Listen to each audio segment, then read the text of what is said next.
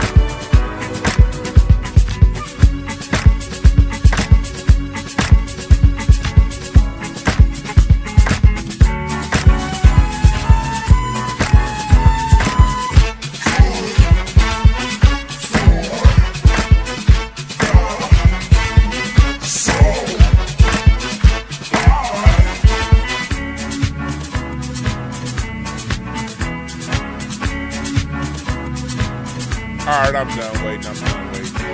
I have what I need to get. What's up, y'all? We are talking about the Symbolism Hustle.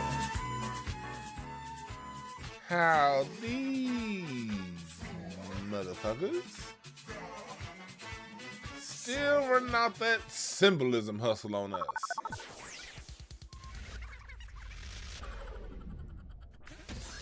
They still pushing that shit. Intelligent-ish talk. And a lot of niggas are still falling for it, unfortunately. What's up, everybody in the chat room? Celebrity and expert guests. What's up, Joey Dangerously? What's up, Quan? What's up, KZL? Stay fly. Yes, yes, yes. Black first. You know who before I even get off into it, y'all know I gotta go on my little rants every now and again. By now, anyone that's offended at someone saying black first, them niggas is really offended at black being first in your mind. People always... Here we go, I'm gonna tell you, I'm gonna play this right here. This is what I'm gonna play today. People always wanna talk and be like, why can't it be for everybody? I saw this video today with some people saying, someone tagged me in a video today with someone saying hip hop is everybody's culture. It was some like Latino chick saying that or whatever. I'm like, man, please. These motherfuckers are real quick to say our culture is everybody's. We'll be the first ones to talk shit about us saying black first and we foundational black Americans. These motherfuckers here they be straight up disrespectful of us. That's like that's not even low-key disrespectful. That's high-key disrespectful. You know what you doing, homie? You know what you doing, homie? You know exactly what you doing. I'm gonna see, where did I get tagged in this shit? Somebody tagged me in this. I don't know where. If I can find it, I'm gonna post it. If I can find who tagged me in this bullshit and find... Oh yeah, okay. I think it's on Instagram. Let me see if I can pull up Instagram on my computer. I'm gonna pull up Instagram on my computer if it let me. I'm gonna pull up my Instagram, and I think, not now, I think I might be able to find it. I want y'all to see this shit. I should be able to find it. All right, no, that's not it. Bear with me here, bear with me, people. Bear with me. What's up, Star? Yeah. I see we got Dr. Sinister in the building. What's up, Josh? All right, here it is. I found this shit. Watch, look at this. Hold on.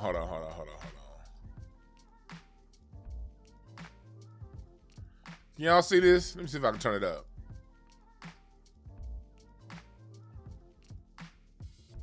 Can y'all hear that? Let me see. Let me try this. Is hip hop. That's it. Full stop. Can y'all hear that? Hip hop. I think it's. I don't think it belongs to any one culture, any one zone, and it's fostered all these. I'm gonna start back from the beginning. These are now ancestral teachings. Whether you're fucking Samoan, Māori, Irish, don't give a fuck. We all got whakapapa. Okay? Find it. It's good for you. Anyone can claim ownership over hip hop. Anyone, everyone, anyone can. Seriously, nobody owns hip hop. The people own hip hop. Whoever's doing hip hop is hip hop. That's it. Full stop. It's the beauty of hip hop. I think it's. I don't think it belongs to any one culture, any one skin tone, and it's fostered all these relationships. It's just a connect of a class more than anything. These are now play that shit one more time. teachings. Whether you're fucking Samoan, Māori, Irish, don't give a fuck. We all got whakapapa. Okay? Find it. It's good for you. Anyone can claim ownership over hip hop. Anyone, everyone, anyone can. Seriously, nobody owns hip hop. The people own hip hop. Whoever's doing hip hop is hip hop. That's it. Full stop. It's the beauty of hip hop. I think it's. I don't think it belongs to any one culture, any one skin tone, and it's fostered all these relationships. It's just a connect of a class more than anything. See what happens when we don't protect our culture? You get musty-faced motherfuckers like this saying that they own hip-hop. This nigga Look at this motherfucker. He's drawn on like a South Park character. How are you skinny with no neck? At least I'm fat with no neck. God damn it! If I lose two of my chins, y'all gonna see my neck. This motherfucker ain't got no hope. Hi, these cats will put on a New York baseball cap, dress like a Beastie Boys music video, and say we on hip hop too. If this sour cheese eating face ass motherfucker don't sit his ass down, and look at bangs right here. Is that a wig? This bitch look like she belong in what's that show? The Munsters. She look like a female Eddie Munster. Like she got the Eddie Munster bangs. She look like a character at Universal Studios you see when you go to that Bates house that's on top of the hill. Anybody who's ever been to Universal Studios. Look at this gothic bitch. She looks like she's a permanent character at Not Scary Farm. You ain't, how she gonna claim hip hop? Do you see any hip hop in that? Do you see any hip hop in this thing?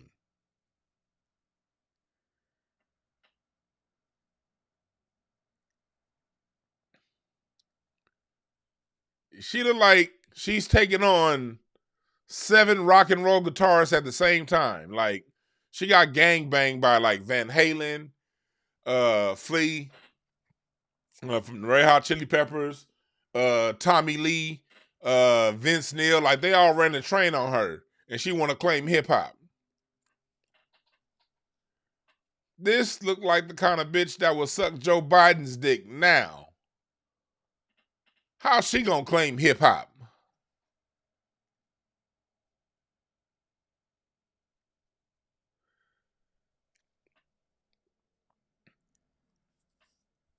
This motherfucker. And someone mentioned Eminem in the chat room. Yes, this is the effect of you attention deprived from white folks niggas that always want to throw Eminem in your top 5.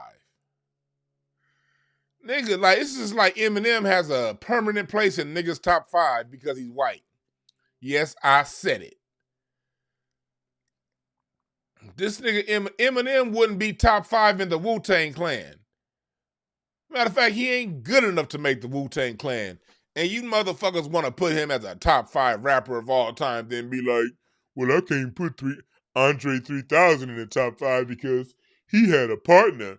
Well, guess what? If Andre 3000 and Big Boy can out-rap Eminem all day, every day. But niggas always want to throw Eminem in a top 5. That's that subconscious coon shit. Eminem got with Dr. Dre when Dr. Dre was at... Dr. Dre couldn't miss in the late 90s, early 2000s. When he got from... he couldn't miss at Death Row, but when he got from under Death Row and opened up Aftermath,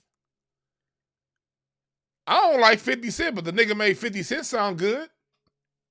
Dr. Dre made everybody sound good back then. And Dr. Dre didn't get enough credit for Bilal's first album, Firstborn Second. Done on that label. Firstborn Second by Bilal. God damn, that album was great. Sometimes. This nigga, Dr. Dre had hits with Tony Braxton at that time.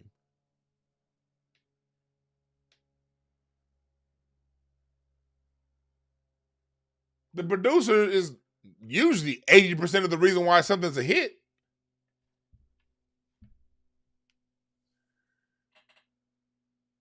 Niggas always want to throw Eminem. Nigga, Eminem can't out-rap Royce the 5'9".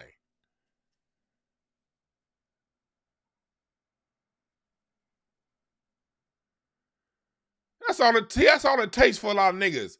Let a white boy do, and I'm not saying Eminem, I'm not going to go so far as to call Eminem trash. He's definitely good. You know, he's good. His lyrics are trash to me, But, you know, he got skill. I'm not going to berate his skill.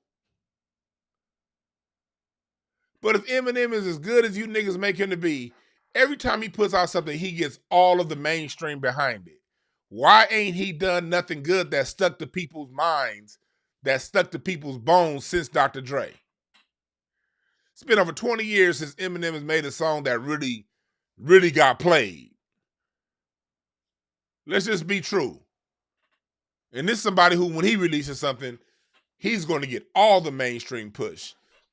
That shit is hot by all you niggas that want to act like he top 5. That shit be hot for like 2 weeks. And then you never talk about it again.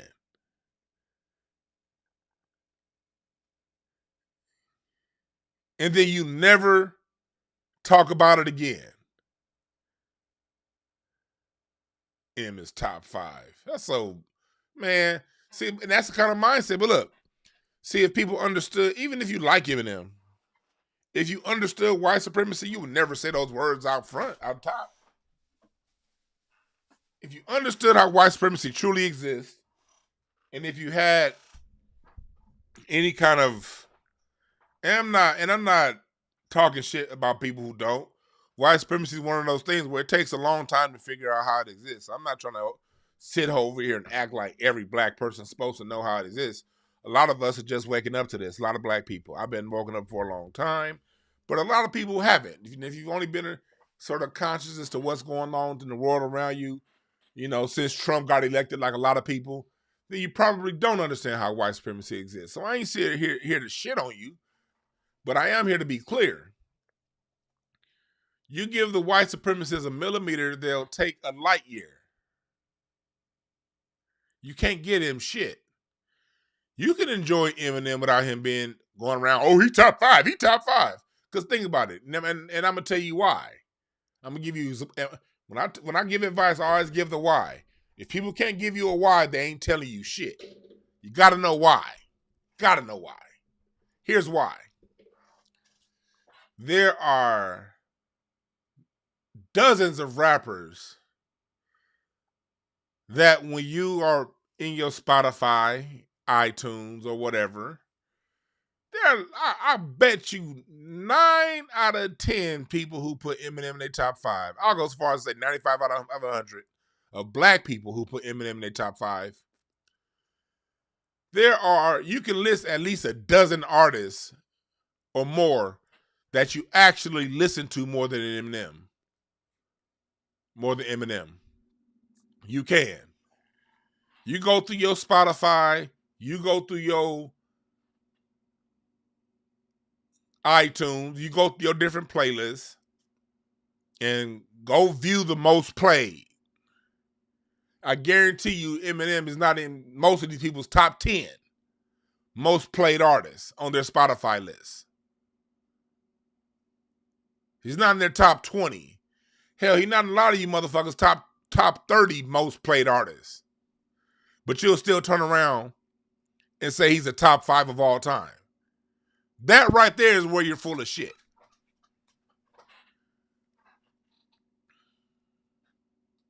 That right there. You don't even listen to that motherfucker that much. But you want to go fight other niggas on, man, Eminem top 5, man, because it's flow. Eminem got flow. Eminem got this. Eminem got that. Okay, if you got all that, why aren't you listening to him?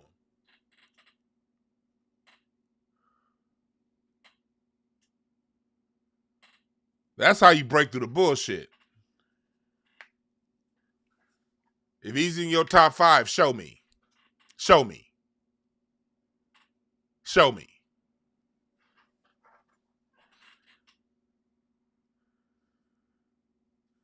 So when we go around doing that, white folks don't, culturally, they don't share.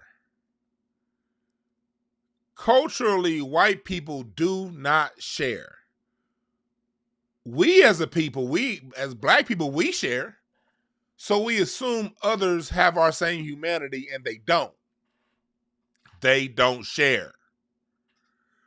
So the minute you put a white person at a God status, now every other white person Because again, that's how they think. It ain't how you think, but it's definitely how they think.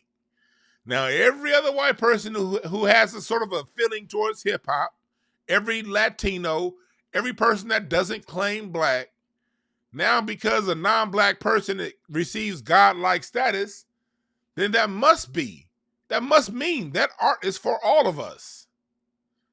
Hey, look, even the niggas say Eminem is top 5. Even the black people say it. So this is for all of us. That's what you niggas do who run around defending Eminem. Yeah, you're right, Tony Smith. Pioneers do this. LL Cool J be saying that. Hell, my favorite rapper, Kendrick Lamar, he said it before. I'm like, Kendrick, if you don't you my favorite rapper, bruh. But I'll tell you who ain't said that shit. Ice Cube, my favorite all-time rapper. He ain't said that. But a lot of these motherfuckers, I get why Dre would say that, because Dre makes money off of it. Like, okay, only person I would give, first of all, Dre, on one hand, I fault him for bringing Eminem into the fold as far as protecting the culture. On the other hand, as a business person, hell, that's what producers do. Is that producer money when it comes to white artists is way different than it is with black money. I mean, I talked to my father-in-law about that. He was talking about like, hey, the money from Brick House was good, but that funk money didn't have shit to do, didn't have nothing on that Kenny Rogers money. So, as a business, I understand it, but as a culture, you fucked up, player. Or if you're going to do it, keep them in check. No, Eminem is not top 5. Eminem wouldn't be top 5 at Death Row. Eminem wouldn't be top 5 at Ruthless Records, nigga. No.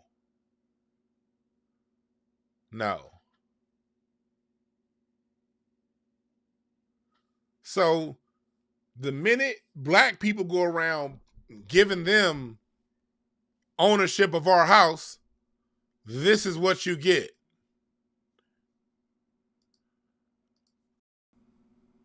Anyone can. Seriously, nobody owns hip hop.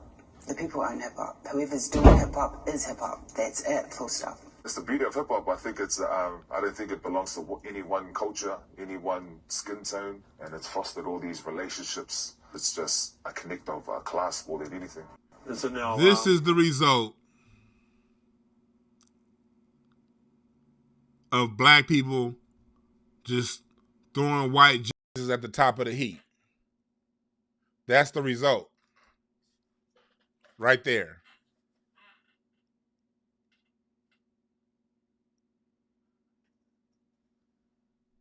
That's the result of black people saying, Eminem top 5.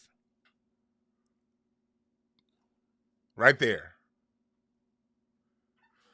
Meanwhile, black people created literally every genre of music, and they tell us the only time we put up music, it all got to fit in the hip-hop category. When we created all of it. Every single genre within the music we created. Y'all see my tree? It's almost done. Yes, as you see, blues, all this shit come from the blues and the jazz. From yodeling to Appalachian to Zydeco to salsa, Latin jazz. I'm telling y'all, when I release this tree, I'm showing y'all where I moved Afrobeat. I have Afrobeat over here at disco, but it's really more funk. Because Fela Kuti came to LA in 1970 and studied James Brown in Miles Davis' Bitches Brew album. 1970, when James Brown was at the top of his funk heap and Miles Davis' Bitches Brew came out, and Fela Kuti been in Los Angeles for 11 months in 1970, those were the influences that went into him taking that sound back to West Africa, creating the Afrobeat sound. See, black people, not only can we claim hip hop, we can literally claim every form of popular music around the world right now. And when we claim it, we can name the artists that created it and influenced it.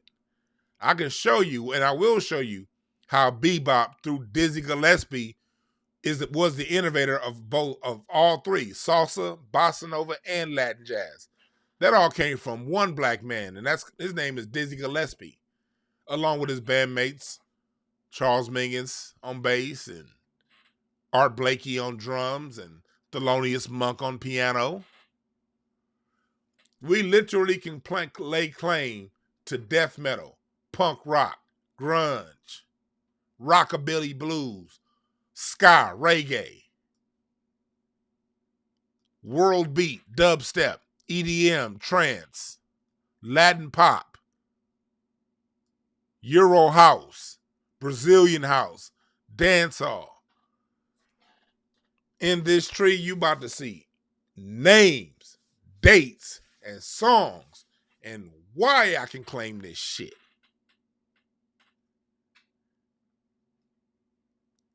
But we as black people, we don't let our dicks hang enough. Yeah, I said it. We've been so mentally castrated generationally, we sometimes forget we're living our ancestors' traumas. So it makes us mentally castrated. But we don't have to be that way no more. We can break up out of that.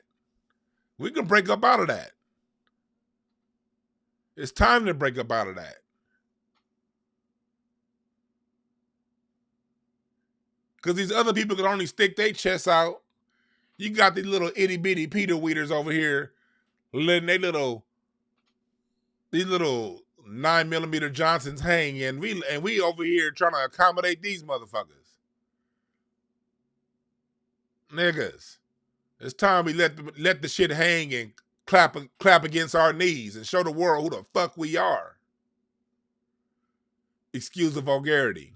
Not.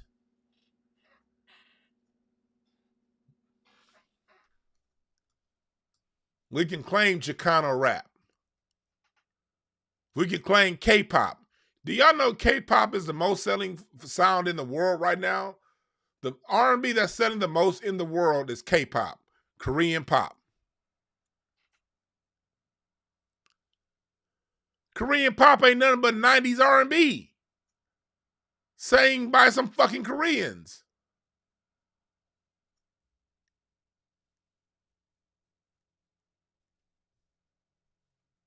'90s R&B, sang by Koreans, is the highest selling. It's like the biggest pop group in the world. And we over here letting these motherfuckers claim our shit. No. That shit stops with our generation. Y'all see in the belly of this, I got stand-up comedy and spoken words in here too on the new tree. Spoken word stand-up comedy, that all comes out of black entertainment. So even the art of stand-up comedy comes out of the same juke joints that created jazz, blues, R&B, rock and roll. People don't even know that. Well, it's time we let them know. It's time we let them know who the fuck we are. It's time we let them know who the fuck we are. Because K-pop is just an extension of doo-wop. They don't let black people sing doo-wop anymore. In the 70s, we had the Dramatics. It started with the Platters and the Drifters back in the 50s. It evolved to the Temptations and the Four Tops in the 60s. And in the 70s, it went to anywhere from Parliament to the Isley Brothers to the Spinners and dozens of other bands into the 80s. You had New Edition, doo-wop. Then you get into the 90s. You have Jodeci, Boyz II Men, And then all that devolved down into 112 and like all them motherfucking doo-wop bands. But the last doo-wop band that we had was what, Next? Or what's the other band? Meet Me at the Altar? I hated that fucking song. I hated that group too, but they like was like what was that? What was the name of that group that sang that stupid ass Meet Me at the Altar in Your White Dress song? I hated that song. Talking about something, we ain't getting no younger, we might as well do it. Ladies, if a nigga marry you because we ain't getting no younger, you might as well do it. I guarantee you 90% of the people who got married to that song is divorced right now. Yeah, Jagged Edge. Jagged Edge was like the last new group. And we haven't had doo-wop since. But you get these fucking K-pop motherfuckers to do black doo-wop remade through a 90s sound. And they selling all the goddamn... What does that tell you? That tells you the world still has an appetite for black doo-wop, for black R&B, for black music. The world still has an appetite for it. It just doesn't get released. For more of that, go to my series on how hip-hop was taking over. I've done a few videos breaking all of that down. Yeah, a lot of y'all like that Jagged Edge song. I hated it. I hated it when it came out. I don't like it now. Shit.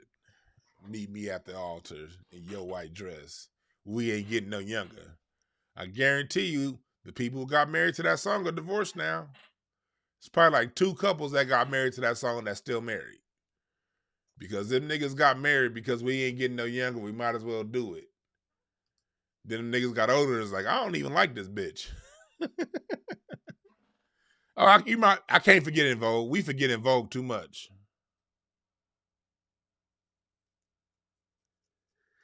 But we talking about the symbolism hustle today. We talking about the symbolism hustle.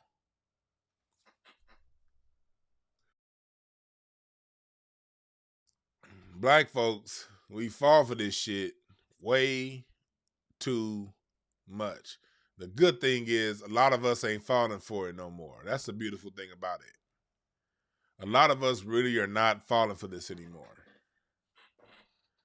A lot of us are waking up, but too many still do fall for it. I'm going to first start off by talking about Jay-Z's involvement in this. And y'all know what I always say. Jay-Z, and I don't care how this make you emotional niggas feel, because something about these new niggas got emotional connections to Jay-Z and LeBron. It's like, those are 2 dudes you can't say shit about to these new niggas. And when I see these new niggas speak, that's where I'll be like, man, ladies, y'all got a point. I be thinking about the women when I listen to you new niggas talk. I be thinking like, man, a woman is made to follow a man, and the man kind of goes his own way. Men are cool with other men, but men, from my point of view, men don't worship other men. Like we be like, okay, yeah, that nigga cool, he cool, yeah, he cool. But we don't really worship other men like that. Traditionally, you'd be like, okay, yeah, Magic's my favorite basketball player, and that's it. You don't be like, he's a good father. He loves his kids. He donates to the... That's what these new niggas do. Same with Jay-Z. Jay-Z's top 10. Jay-Z's top 10. No. I don't care what you say. Jay-Z's top 10. The Black Album. I've been fucking with Jay-Z since Reasonable Doubt, man. Like, nigga, when the real niggas was Tupac, Biggie, before the music industry changed in 96, when you had all them other groups out, Outkast, Jay-Z was older than all them niggas. He older than Nas. He wasn't shit when the OGs was around. Nigga, the OGs didn't get their record deals renewed. They didn't get caught up in Sony's distribution deal that preferred Jay-Z and kind of like kicked 80% of the hip-hop artists that again, go back and listen to my show on that. Y'all know what show I did on that where I broke it all the way down for 2 hours.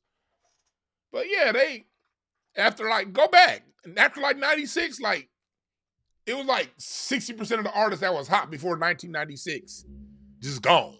No, didn't have a bad album, just gone.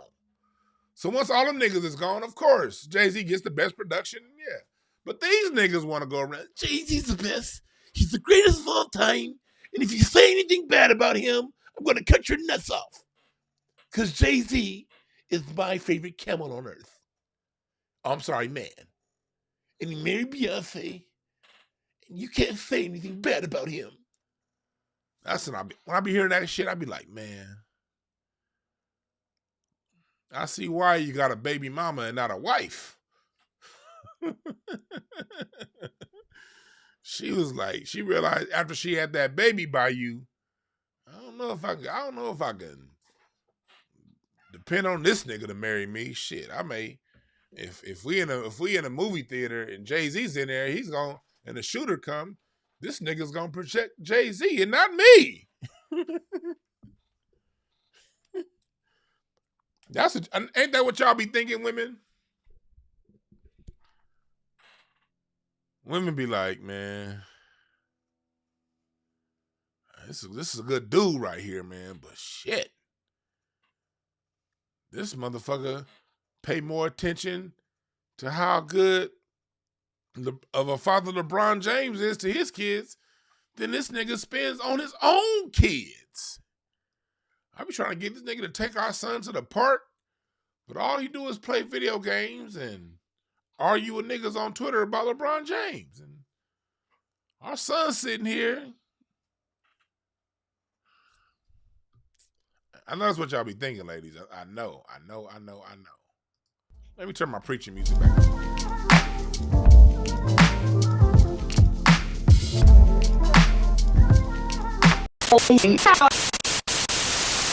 You're listening to Incense and Ashtrays with DwannB. Music for your soul. Yeah, this is an Incense and Ashtrays breakdown because I'm going into the music side of it. Go to Incense and Ashtrays right now. Mixcloud.com/DwannB. Well, we really break that music down over there. But back to what we talking about. This nigga, so he's talking about years ago. Yeah, it is slim pickings for y'all, Quan. Women ain't made to become secondary to an entertainer that a nigga like. Like, women ain't made. I don't know if a woman is made to play second fiddle to a rapper or a basketball player. New niggas, it's cool to like who you like. It's cool to like who you like, new niggas. But chill on the emotional ties to them, okay? Just chill. Chill on that emotional shit. Just like the rapper, like the basketball player, enjoy what they do, and move the fuck on.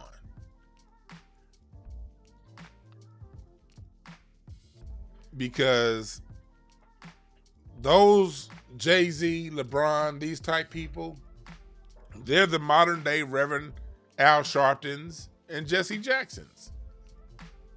That's their job. Their job is to be our generation's Al Sharpton, Jesse Jackson. Whereas the baby boomers listen to preachers, Gen X and millennials listen to entertainers. The way the baby boomers and the previous generations listen to preachers. White supremacy ain't stupid. It knows we ain't fucking with preachers. So let's act like, let's pluck this nigga Jay-Z out of thin air. Let's pump him up full of fake praise. Let's narrow the conversation.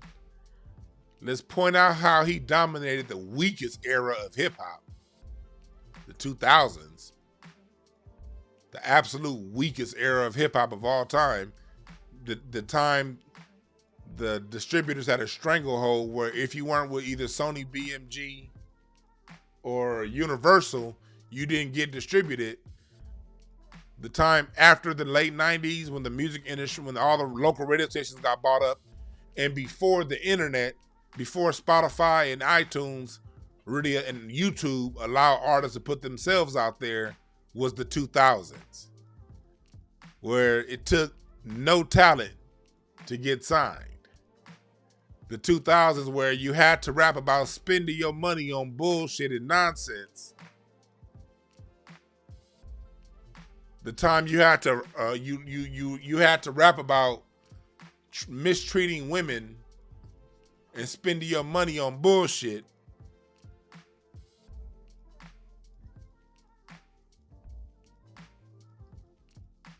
And if you weren't talking about that bullshit, you didn't get record play. Yeah, that era. Let's put the guy that dominated that weak ass era of hip hop and turn him into some sort of martyr for these niggas. And it worked because white supremacy plays a long game. White supremacy plays a long game. They don't just let you come out and they're not going to give you the plans for how they plan on using these kind of niggas up front. They just elevate them. They separate them from the rest of the Negroes and elevate them. And when it's time for them to use that separated Negro, that Judas goat, go up and look up Professor Black Truth's videos on how white supremacy creates a Judas goat. Judas goats are when they fatten a goat up. And I can't break it down as eloquently as Professor Black Truth. I've always understood the concept, but he broke it down in a way that was like, wow, this shit was, yeah, he really broke that shit down. But in my summation, what you can find with a Judas goat is when the sheep herders, when it's time for them to slaughter, they got to get all of the other sheep to follow the lead. So the lead is the one that they fatten up, give tricks and trinkets to, and they point out all kinds of great things about them. And when it's time to lead everyone to slaughter, that Judas goat is the first one in the slaughterhouse, and the rest of the sheep follow, the rest of the goats follow, and they all get killed. Well, that's how white supremacy uses elevated Negroes, and Jay-Z is Judas goat number one. He's Judas goat number one. And his job is to provide symbolisms to Black America. Black America, you can't be rich, but you can feel wealthy 3.5 minutes at a time listening to this guy's music. 30's a new 20. And I'm still hot still. Better car. I said better broad, better automobile. When you listen to that song 30's New 20, this nigga Jay-Z's really, and I was in my 20s when this came out. This song was really telling my generation maturity is getting a better car and a better looking woman. That's what Jay-Z was preaching to us when he was at his prime. He was preaching to us at his prime that it's all about the crystal.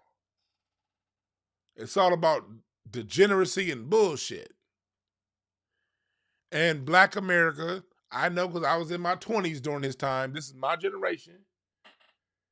Anybody who knows me from LA knows that I was that nigga when it came, if you wanted to get in any club on Black Night in Hollywood, holla at me. I was never a promoter. I just knew everybody. And whether it be All-Star Weekend in LA or the Grammys or the Oscars, DwannBrown can walk to the front and walk in without paying, without waiting in line, then walk to the bartenders and drink as much as I want because I was cool with them niggas. So I got a whole lot of stories about being in a club. When Jay-Z was there oftentimes in LA. Never shook the man's hand, but I did see the effect he had on the culture. I saw that while it was happening. I saw totally square-ass niggas that worked that goddamn Enterprise rental car for minimum wage, piecing up to buy a table. So when Jay came on, they can pop that one little ass bottle that they bought for $600 and act like they doing something. I saw the effect on what that music and how that shit, when Black America owned the hood. That's right, that nigga was wealth shaming. When Black America owned the hood, we weren't gentrified back then.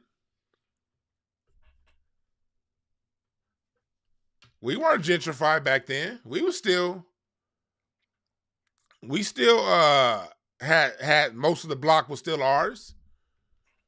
We could have had some. What if we had some music saying credits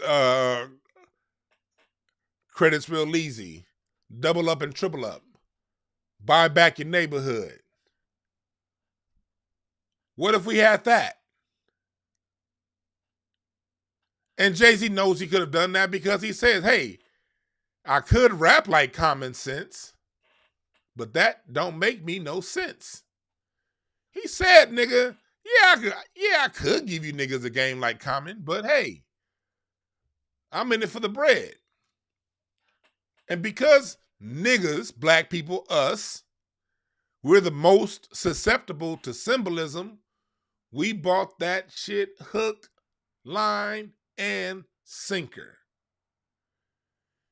If we spent up the 2000s buying up every house for sale in the hood, when if you were in the South, you can get these houses for 20, 30, 100,000.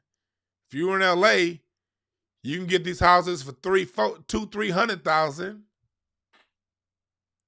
Because credit was easy to get. I worked at the bank back then, I know. If that's where our collective consciousness was, we could have owned so much of the hood, they would not have been able to gentrify the hood. But that's not what we were taught by our scribes, our poets, the people that got elevated to the top to spread their music. We got taught to spend it all and look good.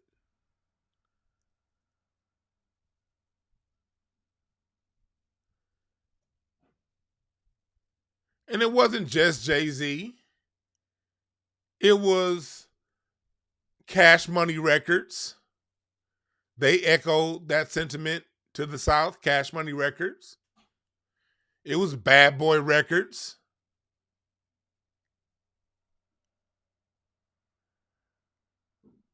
During the 2000s, the West had kind of fell off during that time. And I think that's part of the reason why the West had fell off.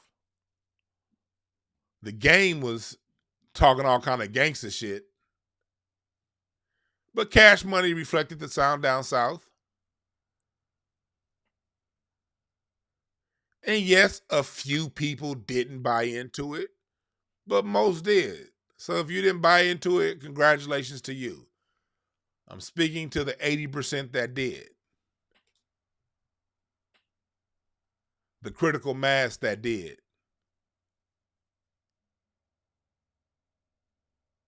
You write Dedication 666, looking good music instead of being good music. Credit was easy to get, especially after 9/11. After 9/11 happened, after September 11th happened, gas went back down to like less than $1 a gallon, and they made Greenspan lowered the credit rate. The interest rate kept going down lower and lower and lower after 9/11, making credit super easy to get. I worked at the bank. I would do loans. I know. I would have people coming to my desk, pulling equity out their homes to live the Jay-Z Cash Money lifestyle. I'll be like, hey, yes, you bought this house for $80,000 back in 91 at a 8% interest rate, 7% interest rate. Now your house is worth 400 grand. I can pull money out for you at a 4.5 at prime rate, 4.5% at the time. And you can buy 2 or 3 other houses on the block. Or maybe you should add a kitchen. Add a bathroom, expand your kitchen, remodel your kitchen. Use this to remodel your house, increase the equity or the value of your house, and then invest in other things. No. Because the music at the time was telling us flash and cash, move good, look good, buy a new suit. Matter of fact, maturity is wearing a suit now. You don't have to wear, I told you to spend $200 on a pair of Rocker Rare jeans last year and another $200 on a fancy Guess or whatever shirt. Yeah, I told you to buy that last year. But this year we wearing suits. Now spend your money over here on suits. Yeah, I told you to buy 22-inch rims 4 or 5 years ago, put on your car and put on your old ass Cadillac. Yeah, I told you to do that back then. But now, shit, we driving Porsches now. So yeah, now you got something new to buy if you want to be grown. That's what we were put through in the 2000s. That's what the music was saying all throughout the 2000s. Buy this, and then 2 years later, that shit was over. Buy that now. Just like the analogy I always use with the Wiz. Green is in. And then the minute the Wiz say yellow was the new color, everybody jumped to yellow. Then the minute the Wiz say orange is the new color, everybody forget yellow and green was the anything. Now orange is the new color. I'm always going to reference that scene on the Wiz. I encourage y'all to go back and watch that movie through a different point of view. Don't be entertained by that movie. Watch what it's saying about how society is controlled through a big shadow. Not even a real nigga, just a big ass shadow. The Wiz is telling you how societies run. And when the rappers taught us to do all that bullshit, the majority followed suit. Yeah, throw some D's on that bitch. Just bought a Cadillac, throw some D's on that bitch. Well, I wasn't part of it, nigga. In 2006, I was listening to Erykah Badu, Jill Scott, Music Soul Child, Bilal, Common, nigga. And I was still bumping my Earth and Fire, my Parliament. I've always been very sensitive to what I allow in my ears when it comes to music. And I saw that bullshit when it was happening. I saw that shit as it was going on. I was like, man, I ain't trying to listen to no Yin Yang Twins. They can kiss my ass. Oh, but Sade Maxwell just dropped a new album. Niggas like, you listen to Maxwell? Yeah, man, because shit. I'm a lover, not a fighter, goddammit. Yeah, I was listening to Maxwell. I was listening to goddamn, and when I would listen to my hip hop, I'm listening to Cube. Laugh Now, Cry Later came out in 06. Nigga, I'm listening to Outkast. I'm listening to Nas. That's when Hip Hop Is Dead came out. When I did listen to hip hop. Oh, but I did fuck with the Blue Carpet Treatment now. Snoop, the Blue Carpet Treatment. Your royal penis is clean. Thank you. Doom, doom, doom, doom, doom.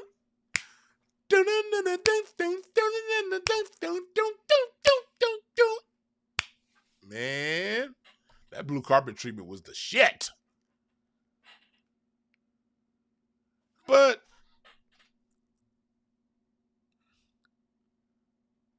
and like I said, if y'all listen to my last episode of Incense and Ashtrays, I broke down, hey, it's good. I'm not here to judge music that's playing bullshit. It's a time and place for everything. There is a time and place to listen to some music that's going to pump you up, that's going to make you feel like getting out there and hustling and making some money. And if Jay-Z's music does that for you, then that's a good thing. That's a good thing.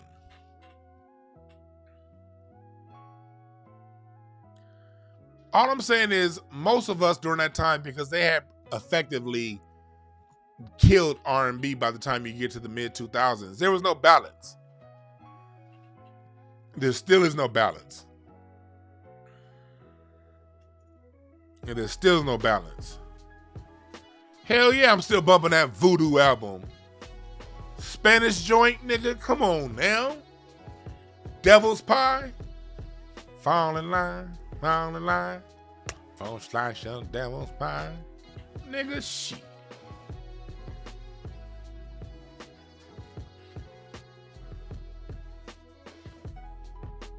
So, what I'm saying is this. Jay-Z's always been Mr. Symbolism when it comes to Black America.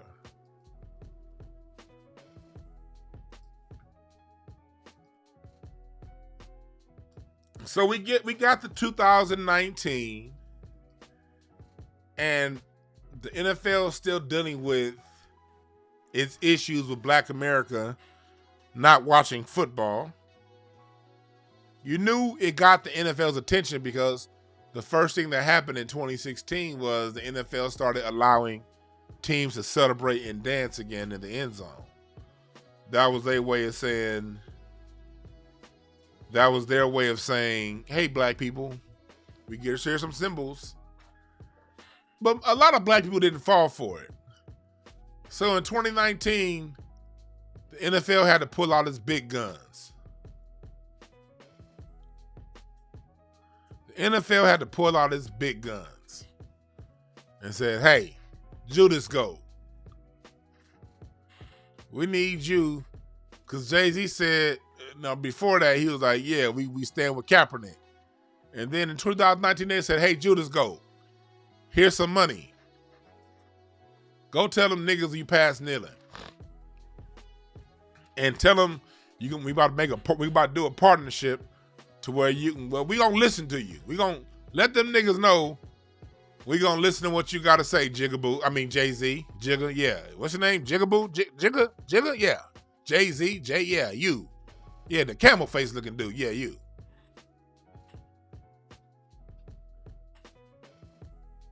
So Jay-Z takes the money and comes out and says we're past kneeling.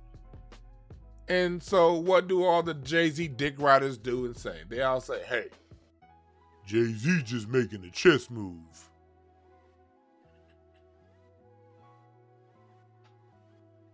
Jay-Z just making a chess move. Man, Jay-Z about to break the NFL down from the inside, man. They gonna listen to Jay-Z. They gonna listen to Jay-Z. Jay-Z about to change some things. It's a chess move. So, the other day, we find out what that chess move was. Jay-Z was definitely making a chess move. You Jay-Z dick riders, y'all were right. He was making a chess move. A chess move against you niggas. Jay-Z was making a chess move against your black ass. You're right, Larry. Niggas are talking something can't even play chess, talking about it was a chess move. Okay, what move was it then, nigga? So, Jay-Z this past Super Bowl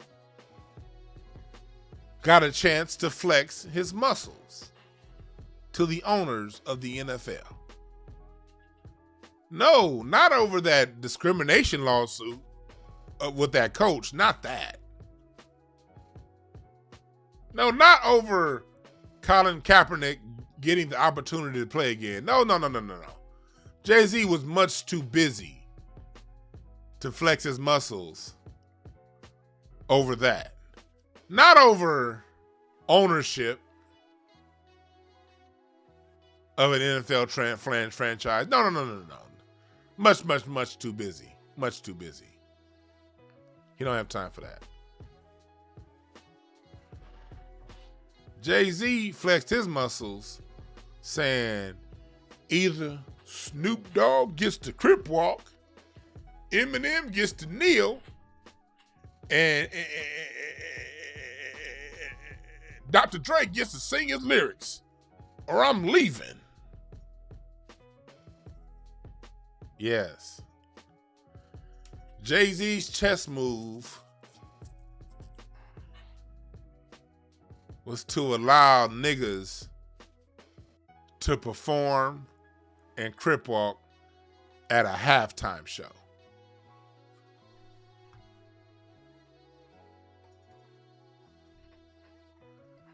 Jay-Z's chess move was to allow niggas to perform at a fucking halftime show.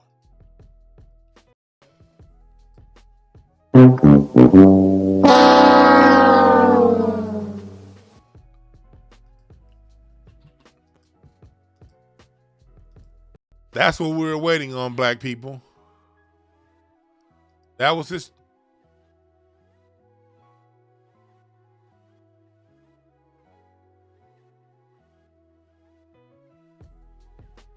That was his chess move right there. That was it. It's all over, black people. Racism is fixed. Racism is solved. The NFL is no longer racist because Jay-Z allowed a nigga to crip walk and allowed a white boy to kneel at the Super Bowl.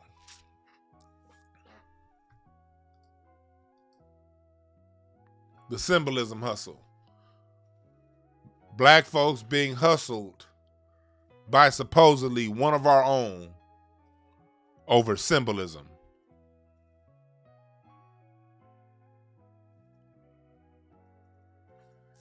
Black America, black men, we are the lead. I start and I talk about black men because I am a black man. And I understand as a black man that leads a household, we are the leaders. And being the leader means being the first to be the change that you want to see. I'm sorry, fellas. This ain't gonna start with women, what women need to realize. What women need. Don't be one of those what women need to do ass niggas. You sound like a bitch. Do you want to be a woman? Or do you want to be a man? You can't brag about being the leader. You can't always talk about being the leader when you're afraid to lead. Can't do that, fellas. Being the leader is an active responsibility. Let me say that one more time. Being the leader is an active responsibility. What do I mean by that? Meaning you got to do the things that you want to see be done. Let me say that again. You have to do the things you want to see need to be done. And once you do that and you win, that's how you get women to shut the fuck up and follow and listen. Yes, I said it aggressively that I like that, ladies. I'm sorry for your ears. But that's how you get women to shut up. By doing and being. It's worked every time.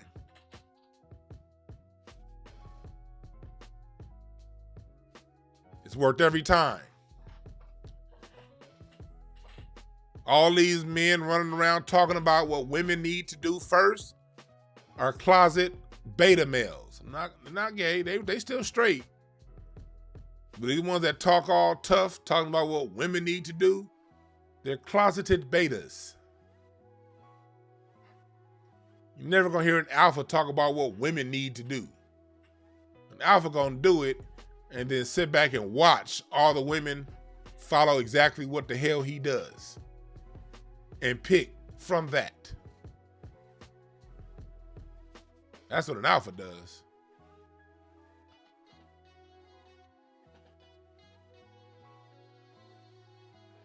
That's right, Larry. If you don't have a father, listen to me. Listen to me. Y'all be listening to these niggas who grew up without a daddy in the home, so they didn't get to see it. And no disrespect to those brothers who are like that. It's unfortunate, but they didn't get to see it. And they're not living it right now based on their situations being single. What the fuck can they tell you? Grew up in a household without a father? You ain't got a woman now? What the fuck can you tell me?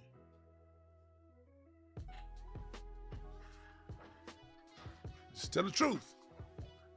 Men lead. And sit back and drink a beer as we watch the women follow. We got to start by standing up to these misleaders that we hold as idols.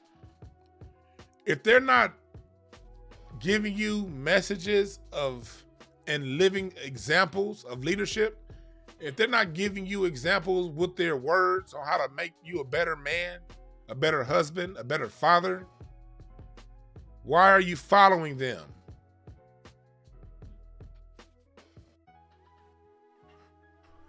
Rakeem, you a fool. That was funny. Fellas, we got to lead on this. We got to reject these men that are sent out to mislead us. We have to publicly reject them.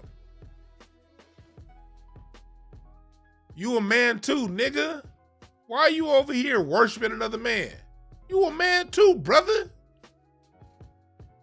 You're every man within the sound of my voice is every bit as much of a god as Jay-Z is. And Jay-Z's a god. No disrespect. I'm not, you ain't heard me once say he ain't good now. You ain't heard me say that. He's mastered the art of rap. He's mastered the art of putting himself out there and being a leader, being someone that people want to follow. He's a master. Jay-Z is a god.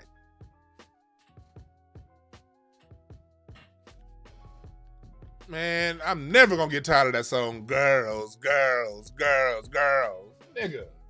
He had Q-Tip singing in the background on that. That was Barry White's Love Serenade, the bridge from Love Serenade being played. That was sampled, being played underneath that change. Man, he took Eddie Murphy's Delirious, and when he said, Eddie, you treat me like animal, Eddie. He turned that Eddie Murphy line into a rap lyric. When I met you, Miss Fufu, you was dead, broken, naked. Now you want half. Same thing Eddie Murphy said in Delirious. What do you want? Half. He just remixed Delirious and put that line in there. Man, but look, all those things coming together made a great song. I love that song.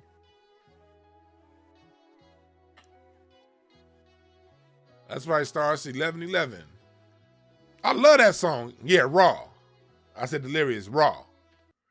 You treat me like animal, Eddie. All right, what do you want, Miss Fufu? Half.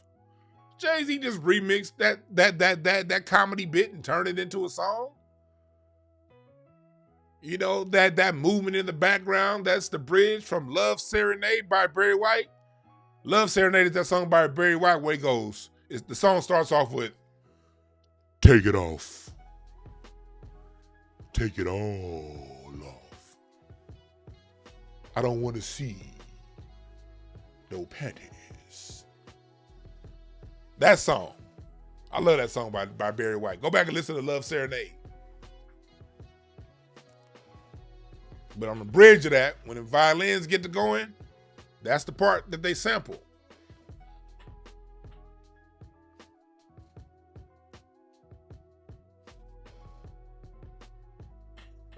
So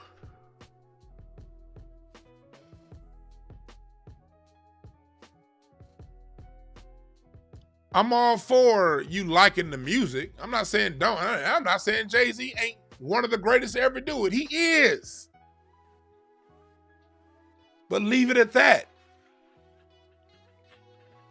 Now niggas is following Jay-Z and followed his ass right back to the NFL.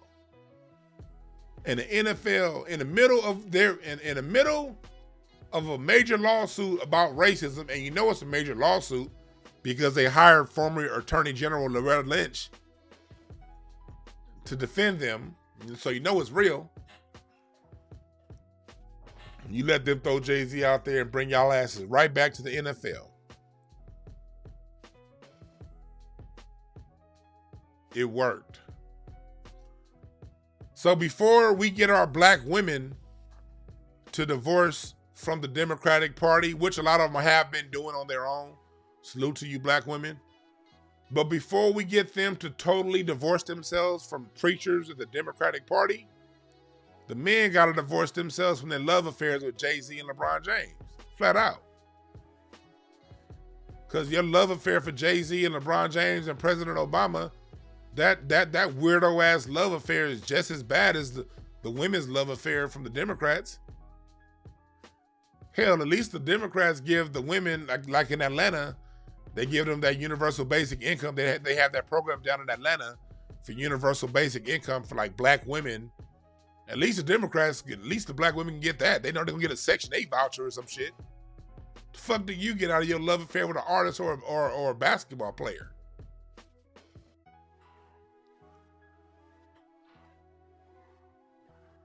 Niggas always want to follow somebody, then get mad that the women don't want to lead. That's weirdo behavior, fellas. Yeah, that's Real Talk Dedication 666. NFL is a organized homosexuality. Yes, yes, yes.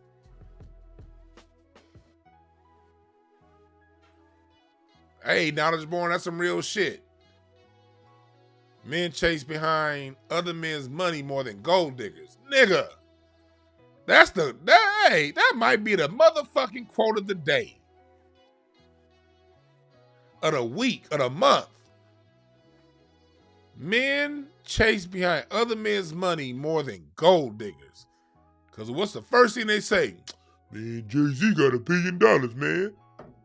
Why, first of all, why is your connection to somebody who raps how much money they got? They got the money off your dumb ass. You don't want to buy the concert tickets and the motherfucking CDs, nigga. And the streams. I'm a consumer too. I'm not here to say I'm perfect. I buy shit all the time. But I'm not gonna sit around and brag about how much money somebody is worth that I'm giving my money to. Cause and effect, nigga. If he's worth $1 billion, that's because how much shit are you buying to put into that? Why are you bragging about that? Why are you bragging about that, fellas? Why do you brag about how much money another nigga make? Man, shit, LeBron James gonna be the first billionaire athlete ever. Shit, that's how you know LeBron to go, man. He a billionaire. That's how you know Jay-Z's the go now. Jay-Z's a billionaire. Ooh, Lord, Jay-Z's a billionaire. Ooh.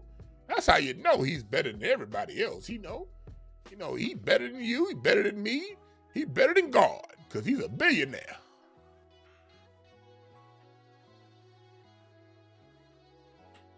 That's weirdo ass behavior. Any nigga going around with that, billionaire. Nigga, you a weirdo.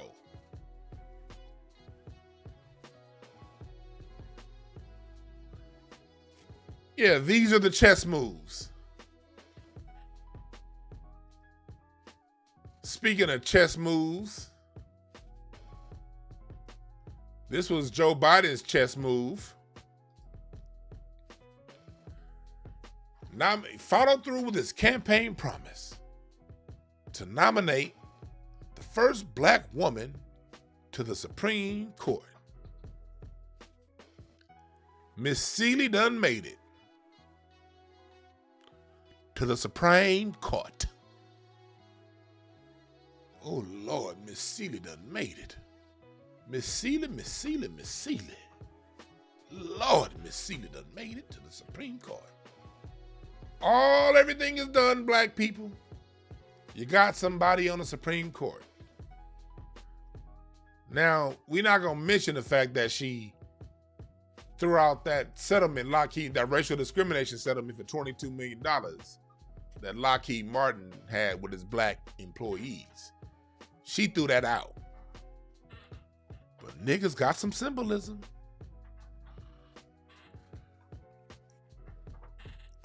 And the ski-wee crowd is happy.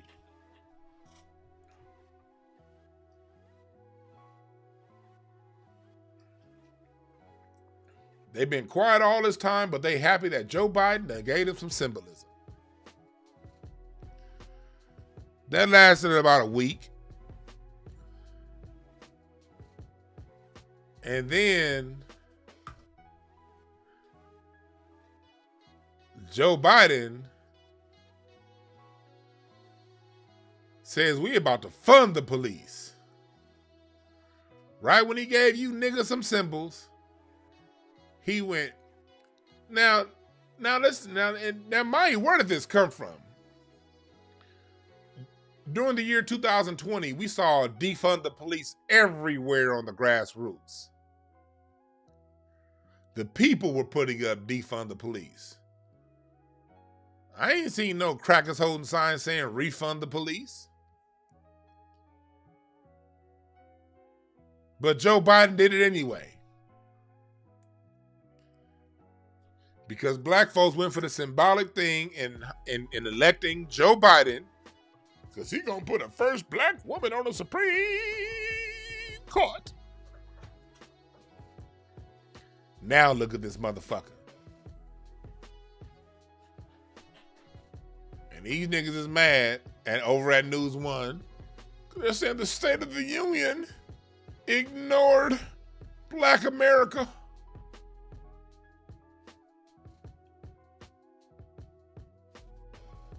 Joe Biden didn't say shit about you niggas during the State of the Union.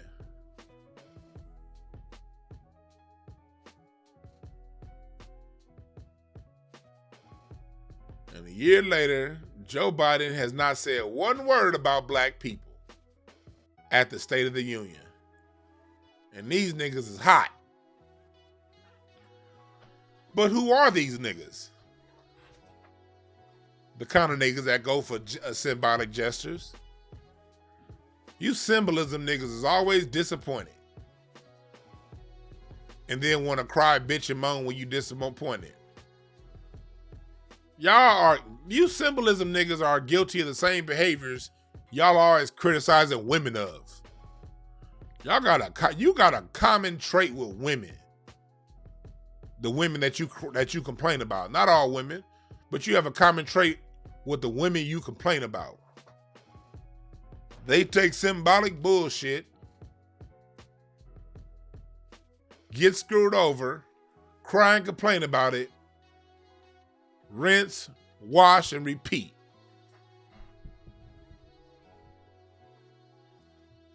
Y'all the same niggas.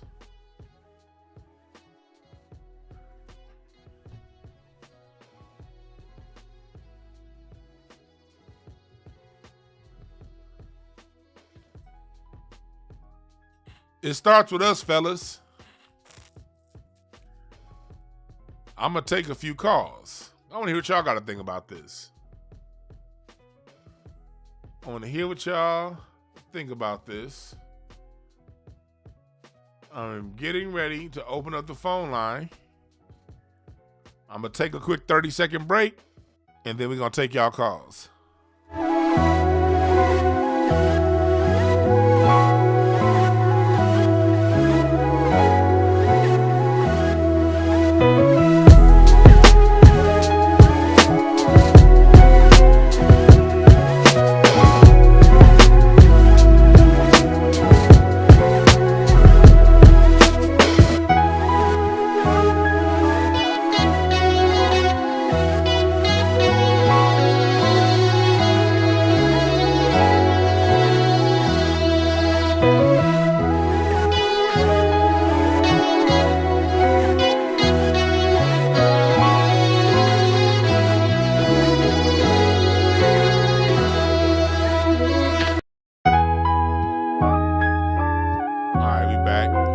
lines are motherfucking open.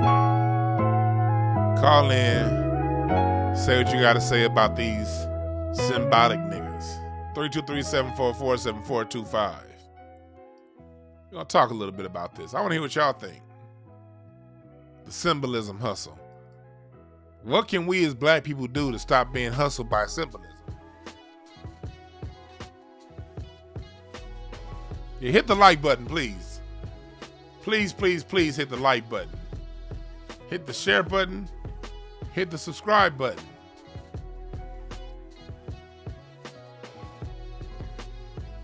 Get the mothers of the movement hoodies and sweatshirts and t-shirts.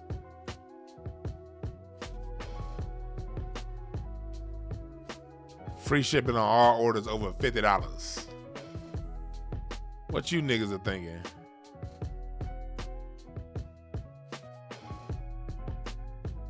Yeah, for one, demand reparations. Yeah, you're right about that. And that's what I'm doing. That's where I am. That's where I'm at with it right now.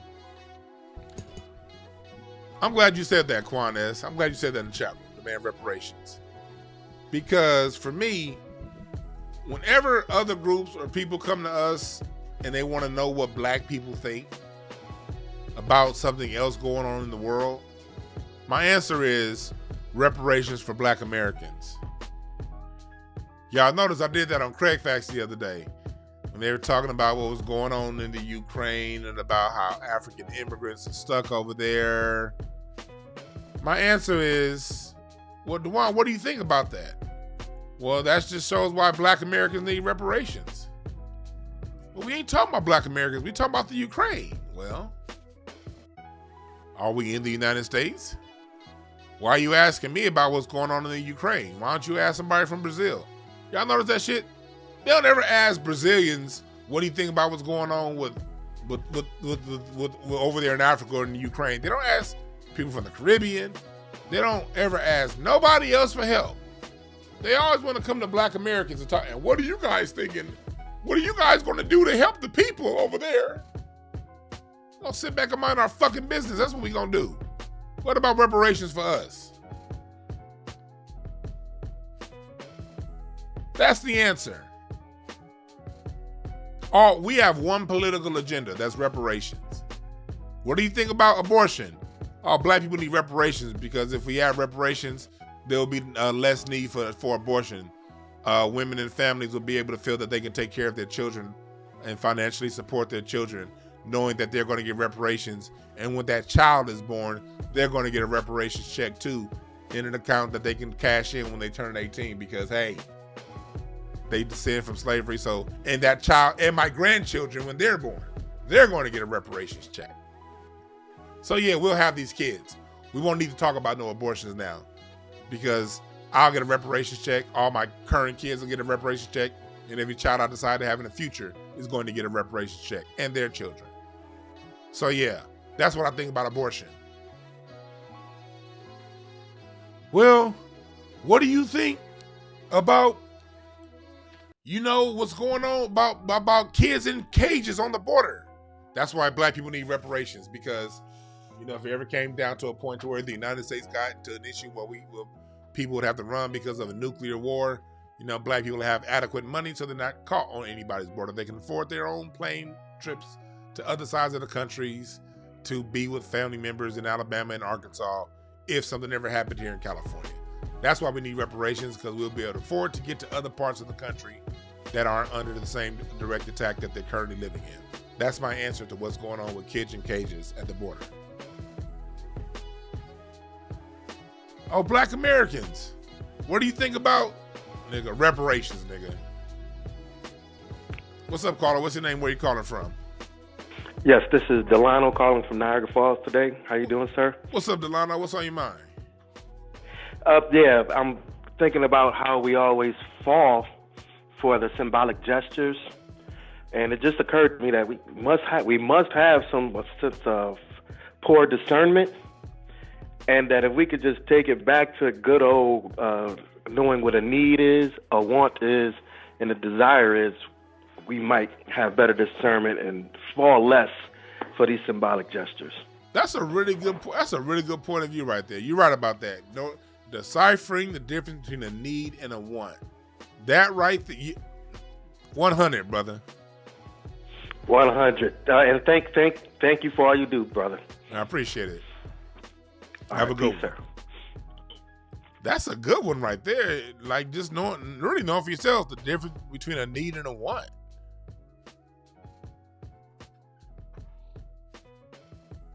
You know, because when we really understand our socioeconomic condition, when we understand the fact that politicians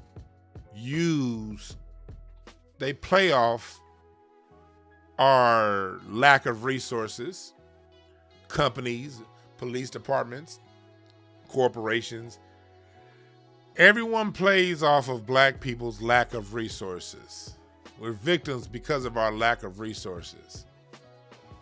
So the number one way to no longer be victims is to get an infusion of the money that we deserve, that we work for, that we've been systematically separated from. That's a need.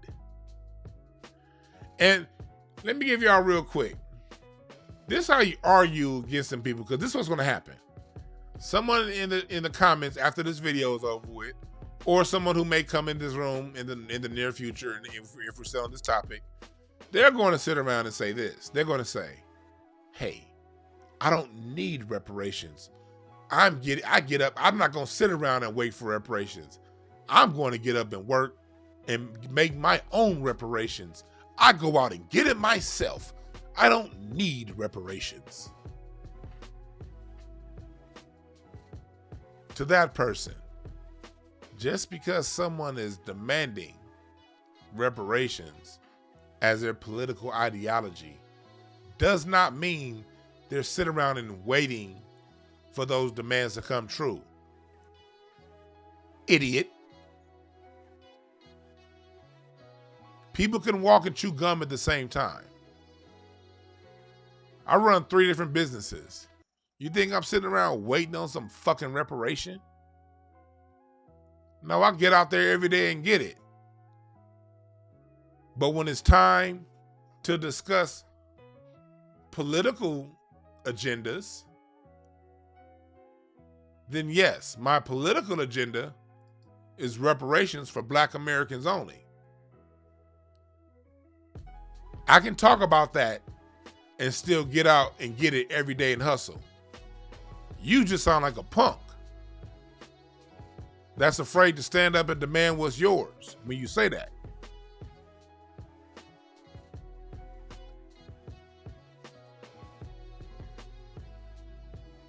Because there's always somebody that does that. That says, I'm not waiting. No one's waiting. We can do 2 things at once. What's up, caller? What's your name? Where you calling from? Hey, what's going on, DwannB? I'm calling up out of Jersey.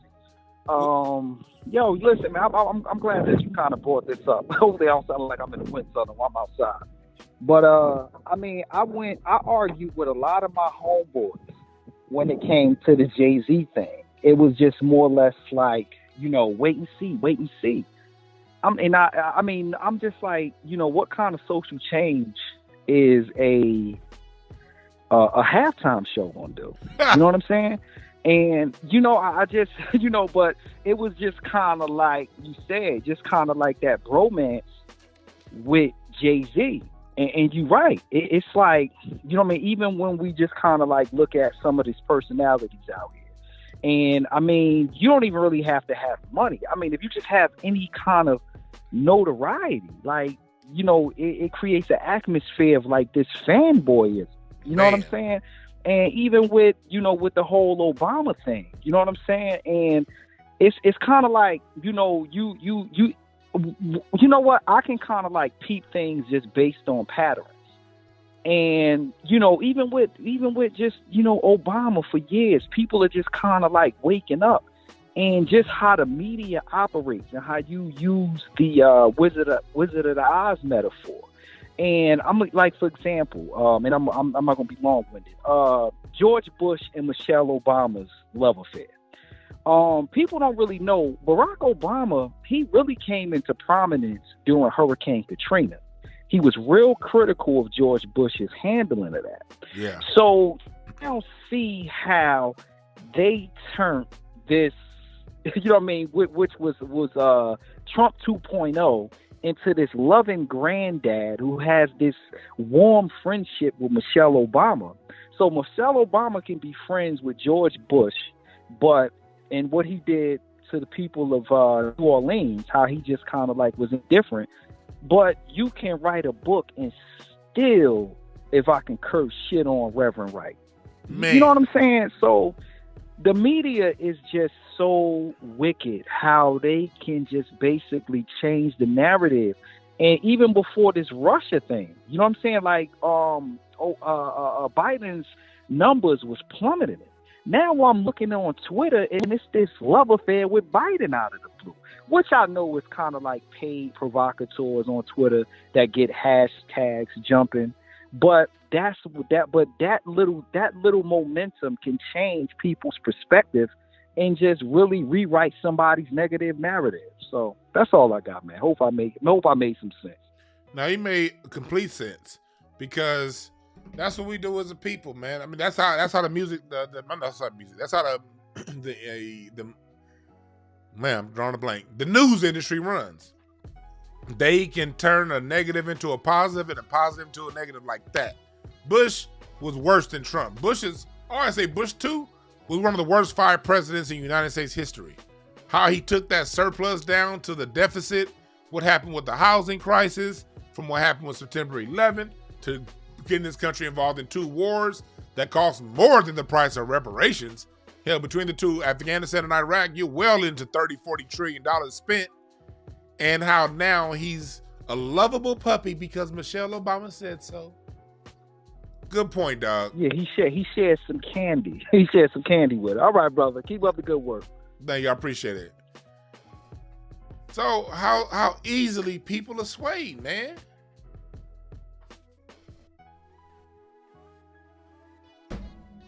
How easily people are swayed.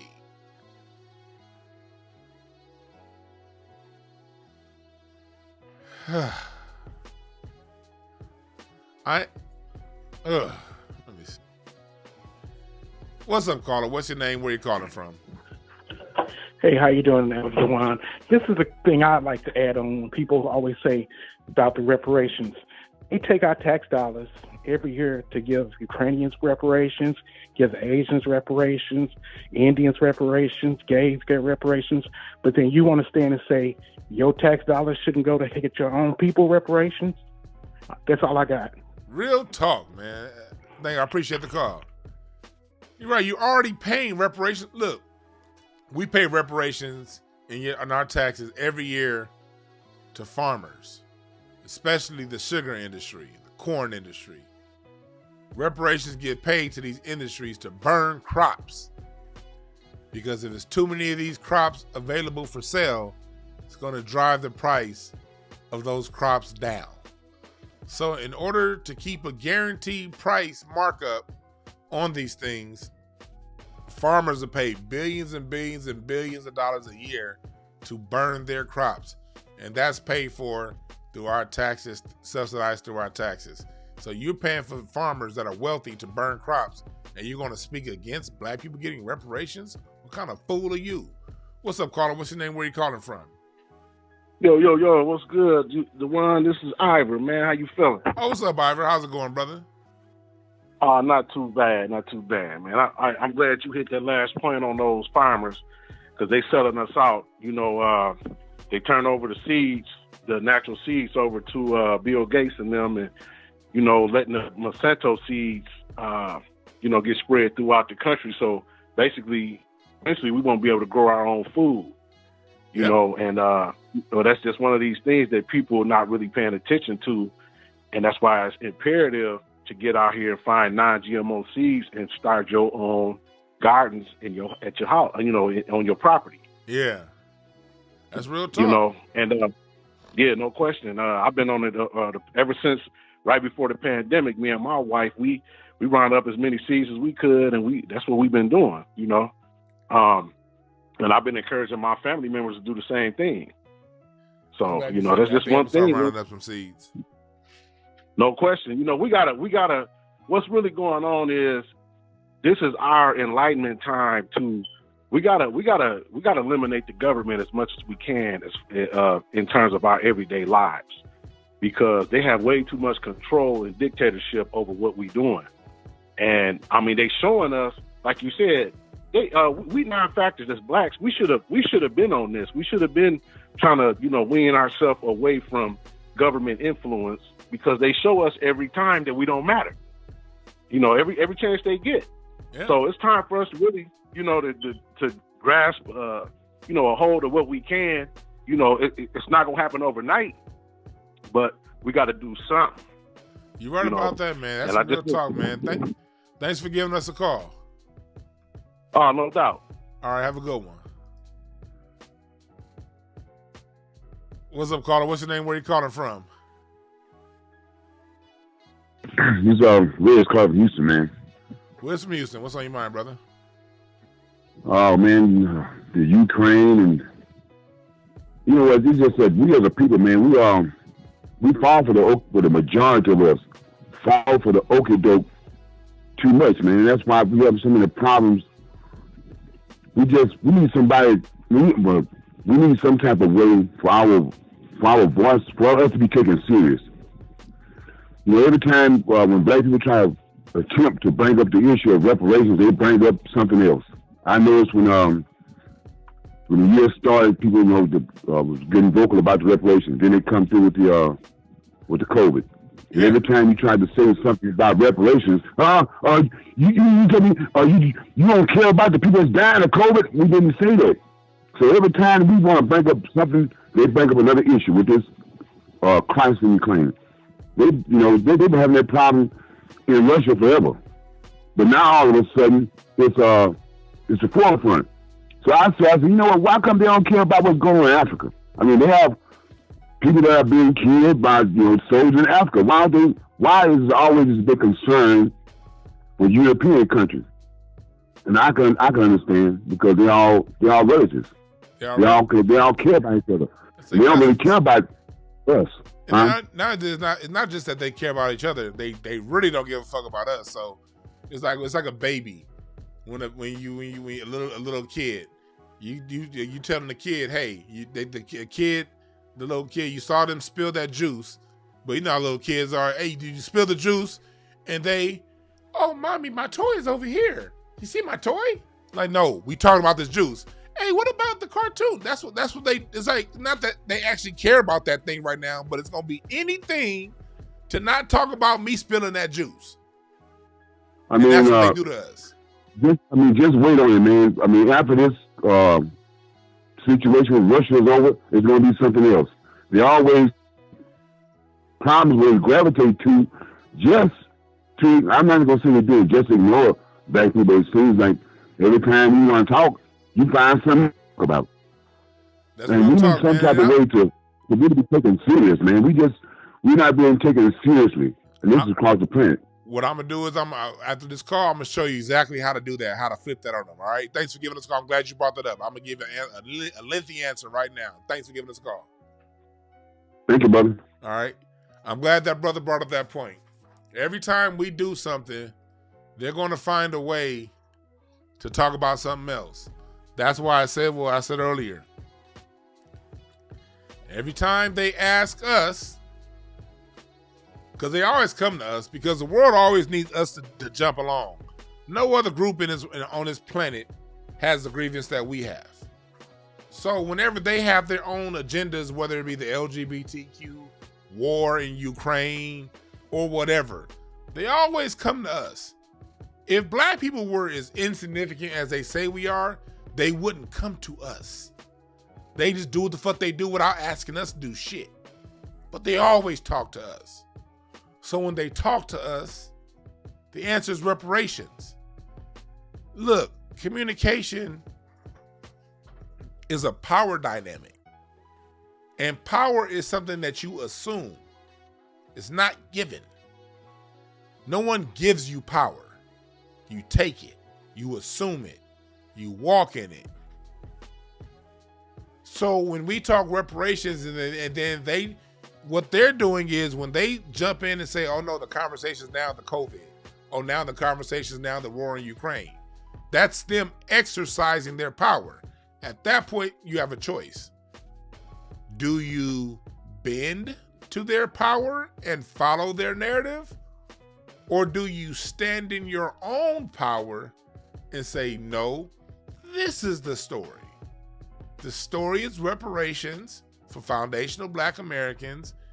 And we could talk about the Ukraine once you solve this problem here. Whose power dynamic is going to win out?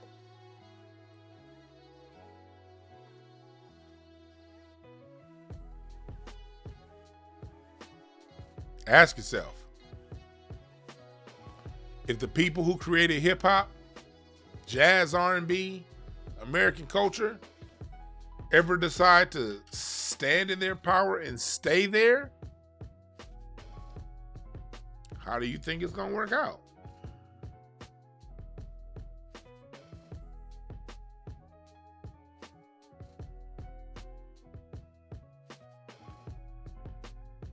How do you think this is going to work out?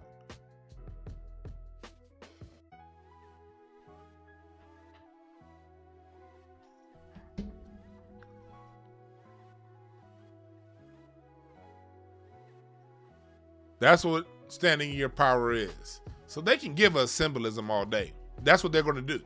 How do we react? When they give us symbolism, respond with reparations.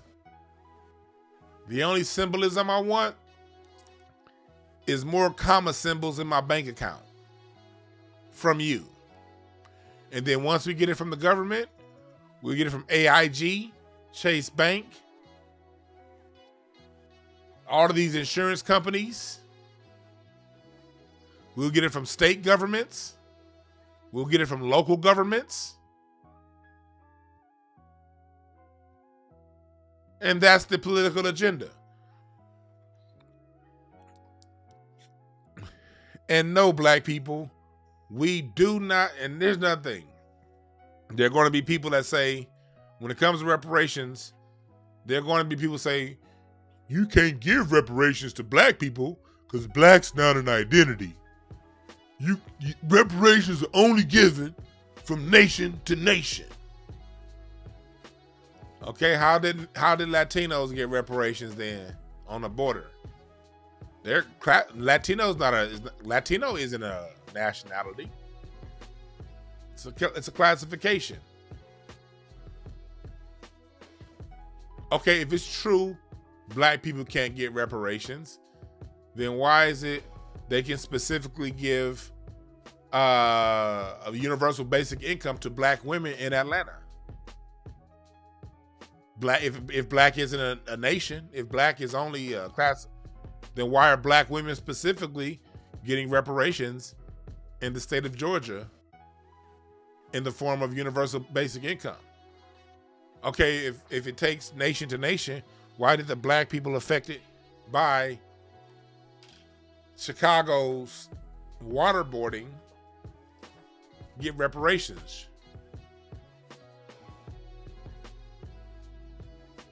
for police terrorism in 2013? How did that happen? If people can't get paid out based off of classifications, and the only reparation can only be given nation to nation, how did Asian businesses get specific reparation from the coronavirus in 2020? How did Asian isn't a race. Asian is a classification. How did Asians get that money just for Asian businesses and Asian protections? I thought reparations were only give nation to nation. Don't sit here and listen to all these people talk about what we need to do first before we get our money. Money was taken along the lines of Black. We can get our money back along the lines of Black. Period. point blank, good night.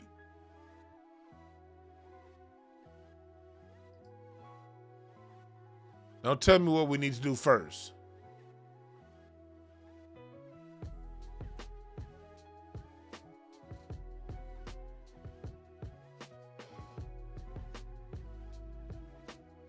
If Moorish people were right about what Moors need to get, then why the fuck ain't y'all did it then?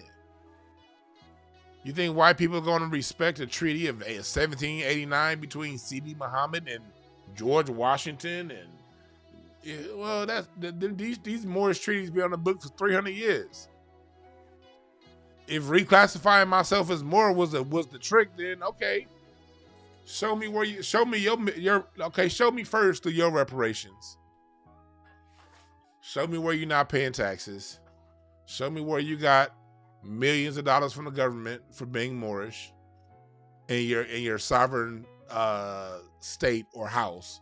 Show me your sovereign house. Show me. Because I can show you where black people have gotten reparation on small scales. I can show you where other nationalities that aren't even nationalities, they're social constructs. I can show you how they got money. You don't need to do shit first, black people. You pay taxes. You built this country. Demand your share. If they can systematically take these things from you based on the words black, they can give it right back to you based on the word black.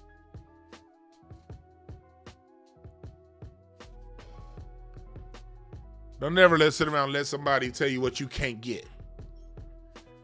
Niggas sound like wannabe slave masters. Well, you ain't gonna get. Well, you ain't gonna get.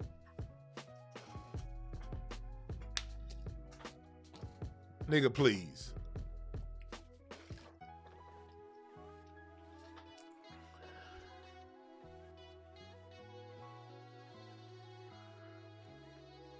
Nigga, please.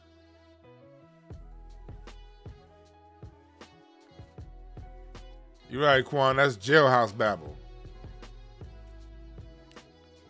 All we gotta do is sit back and demand it. Every 2 years, they come marching their asses our way because they need something from us. And then we willfully give it to them and then be like, we ain't got no power. Well, if we don't have no power, black people, why are they marching to us? Why they got to put us out there? Because our power is in our influence. Whatever we stand on, we get. Usually what happens is they trick us into standing on things that benefit other people, not ourselves. And those things happen. All after we stand on it for other people. About time we stand on it for ourselves. And stop, because if you're running around talking about what we can't get, what ain't gonna happen, if you're focused on what's not gonna happen, then guess what? That is exactly what you're gonna get. Keep your ass away from us. We'll be 10 toes down over here. If you ain't 10 toes down, you're not gonna get any of us to listen to you. Powerful people respect powerful people. People who are willing to stand on things 10 toes down only respect the thoughts of those other people who are willing to stand on things 10 toes down. And what happens is a lot of people are like, man, I'm willing to stand on it. But then the minute they say I'm going to stand on it, they go around talk about why something can't happen. Well, no, you're not standing on the thing. You're bullshitting. You're pussyfooting. And that's fine. That's fine. I'm not judging. But we as a people, we stand on it. And more of us standing on it now than a year ago, than 2 years ago, than 3 years ago. And as more of us stand on it and we develop that critical mass needed, watch it happen.